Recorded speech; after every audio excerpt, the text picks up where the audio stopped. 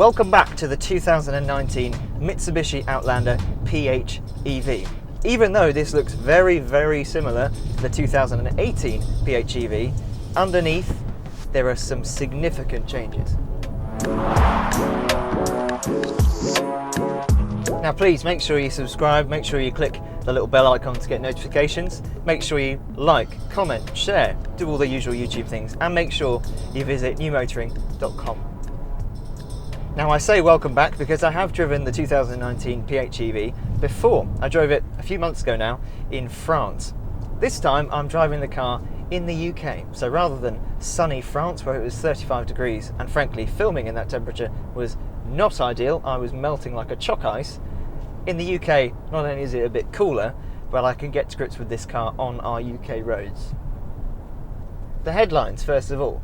It's got a 2.4 litre 4-cylinder engine rather than the old 2 litre 4-cylinder engine. And so not only does it have a bit more power and it's got a bit more torque, but it should be more fuel efficient. It works better as part of a hybrid system, but also it can change the way it lets fuel into the engine. It changes its cycle. I won't go into too much detail on that, but it should in theory be more efficient than the old one, even though it's a 2.4 rather than a 2 litre.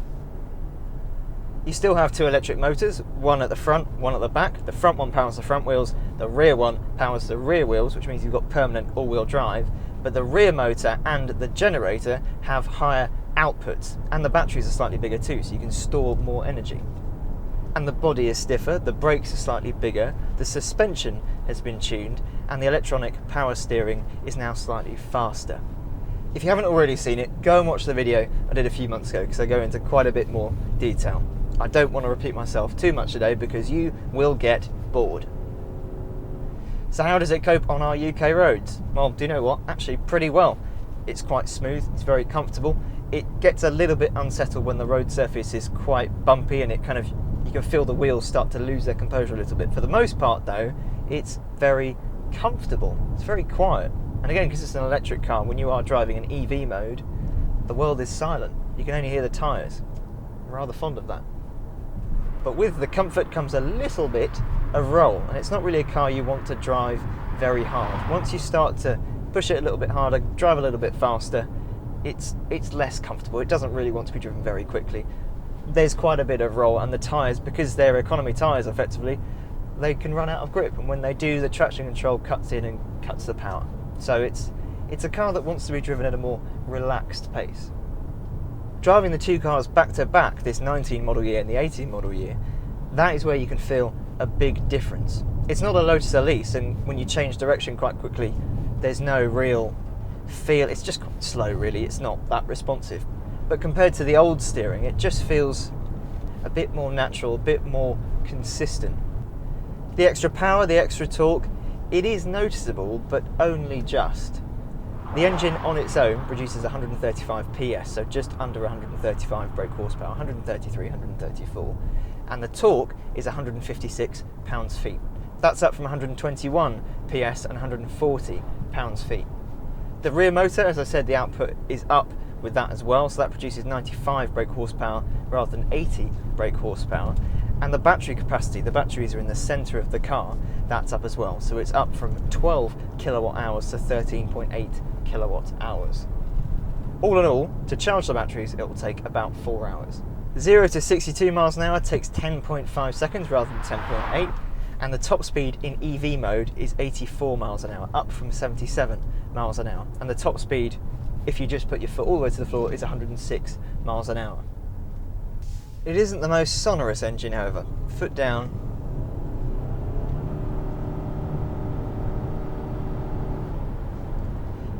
Makes a slightly better noise than the old PHEV, but still it's not the most interesting noise.